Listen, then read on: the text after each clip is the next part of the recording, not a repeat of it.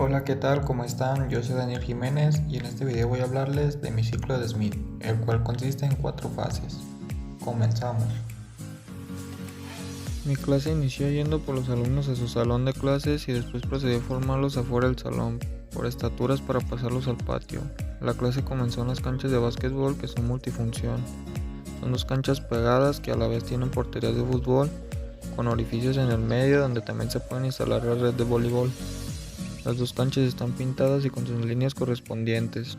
Son muy amplias y tienen árboles a los costados. Les pude dar clases a mi grupo afortunadamente y la primera vez estaban un poco callados y desconfiados. Pero como fue avanzando la clase creo que me tomaron más confianza y les gustó mucho las actividades. La segunda vez se emocionaron cuando llegué por ellos al salón, así que ya no lo estamos llevando mejor. Los elementos que utilicé fue el silbato para llamar su atención, utilicé pelotas de diferentes tamaños, palos de madera y algunos pañuelos y indiacas. Las actividades fueron muy atractivas para ellos ya que me di cuenta en sus reflexiones. Por lo que veo, ellos hacían deporte pero nunca trabajaban con actividades pedagógicas. Llevé mis evaluaciones pero no pude evaluarlos porque el profe tenía sus propias evaluaciones. Mis actividades más significativas fueron las reflexiones y el explicarles las intenciones que tenían las actividades, para que supieran que todo llevaba una intencionalidad. Mi papel fue estar apoyando al profesor e influir en lo que deben de aprender en cada de las actividades. Los tiempos fueron adecuados, solo que la primera vez no calculé bien el tiempo y le cerré mal. Creo que sí cumplí con la mayoría de mis objetivos, que eran dar clases y evaluar. En esta fase yo opté por iniciar mi actividad nombrando lista cuando no estaban formados por estaturas, porque es muy fácil hacerlo antes de que empiecen a estar en movimiento. Después decidí empezar con la actividad inicial, que era un canto motor para que no se lesionaran. Utilicé una cancha techada con el propósito de aprovechar que esta escuela tiene este espacio para evitar que los niños estén en el sol, ya que la verdad ya era un poco tarde. Además es amplia y sirve como cancha multifuncional.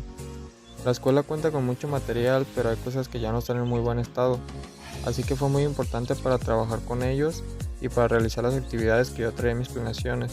Utilicé aros, pelotas, cuerdas e incluso unas indiacas. La cancha también fue muy necesaria para los deportes modificados. Siento que lo más significativo de una clase es el hecho de explicarles los aprendizajes y qué se está trabajando con cada una de las actividades, para que sepan que todo tiene un propósito. Igual en las clases se trabaja mucho el trabajo individual y el trabajo en equipo, para que vayan adoptando estas modalidades de trabajo. Además, mi forma de intervenir fue un tanto agradable, ya que los alumnos se acordaban un poco de mis prácticas anteriores y me respetaban, ya que les gustaban mucho las actividades que poníamos nosotros con su maestro de aula, que solo les pone deportes. La verdad es que todos cooperaban, pero a veces sí tenía que darles algunas llamadas de atención. Se distraían muy fácil y me alborotaban a los demás alumnos. La estructura de mi clase lo divido tal y como hago mis planeaciones, en la actividad inicial, en la medular y en la de vuelta a la calma, donde ya vienen programados los pases de lista, los pequeños lapsos de tomar agua y recuperarse. Lo que me da la razón de si voy bien en tiempos es cuando las cosas van tal a lo establecido, pero puede suceder que en la clase pasan inconvenientes con los alumnos y te retrasan. Sé que logro mis objetivos cuando cumplo con mis tiempos, las actividades salen bien y el profesor retroalimenta mis sesiones. Ahora vamos a pasar con los autores que respaldan la práctica. Mi primer autor es Hernández R. en 1996, que nos habla sobre los modelos. El modelo que yo utilicé fue el participativo, que contiene aspectos clave como el de diferentes valores del deporte y la participación. Y lo digo porque mis actividades no fueron basadas en deportes como están acostumbrados, sino que puse actividades lúdicas y con una intención pedagógica para su interacción. Mi segundo autor fue Muska Moston en 1986, que nos enseña a esperar las respuestas de los alumnos y a nosotros poderles dar una respuesta también. Nos compromete a posibles situaciones de respuesta a las preguntas de los alumnos y así poder fluir con el aprendizaje de la clase. Mi tercer autor es Andrés Bloom en 1976, que subraya la importancia de tener el suficiente tiempo para dar la instrucción de cada alumno. Esto lo apliqué perfectamente cuando me fui a prácticas, al momento de planear las sesiones para los alumnos de todos los grados, y nos sirvió mucho porque nos sabíamos cada grado que íbamos a trabajar, así que trabajamos con estrategias y evaluaciones que les enseñaba el profesor para ver si concordaba con su aprendizaje. El siguiente autor es López Pastor en 2001, que nos dice que hay que analizar las diferentes estructuras y formas de plantear la sesión.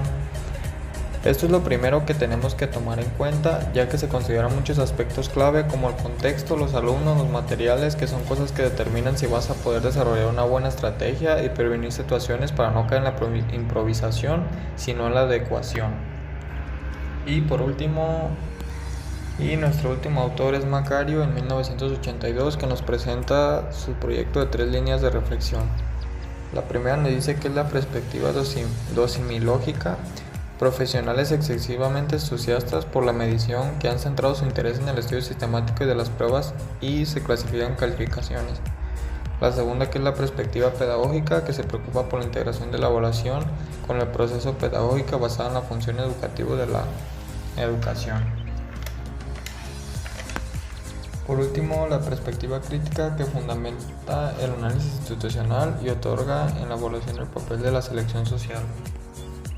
Sancho en 1991 también dice que las características de un entorno pueden tener influencia tanto en la conducta de los usuarios como en el programa educativo. Pasamos a la parte final sobre los aspectos que me gustaría mejorar en mi próxima jornada de prácticas. Creo que puedo mejorar en la manera de hacer mis planeaciones y que vayan acorde al nivel y edad de mis grupos, ya que algunas actividades les resultan difíciles de resolver. Al igual tengo que estudiar y saber mejor las estrategias didácticas e intenciones pedagógicas. Considero que me ayudaría mucho a implementar los aprendizajes esperados porque es lo más importante desarrollar en los alumnos.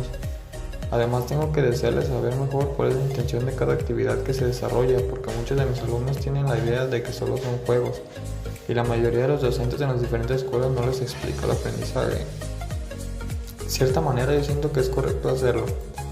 Otra cosa sería analizar mejor la zona en la que voy a llevar a cabo mis actividades, ya que pasaron algunos accidentes que no fueron graves, pero que pasó por no analizar el entorno.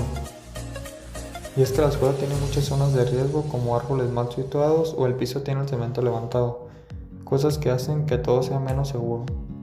Otra cosa que me parece muy importante es el vocabulario, y no solamente el regular el vocabulario, sino el saber cómo dirigirse a los diferentes grados que hay en la primaria, porque los niños más pequeños necesitan más empatía y que interactúes de forma divertida con ellos. Y por último, pero más importante, tengo que ser mejor en mis evaluaciones. Es un tema que se me complica mucho implementar y elegir el método de evaluación.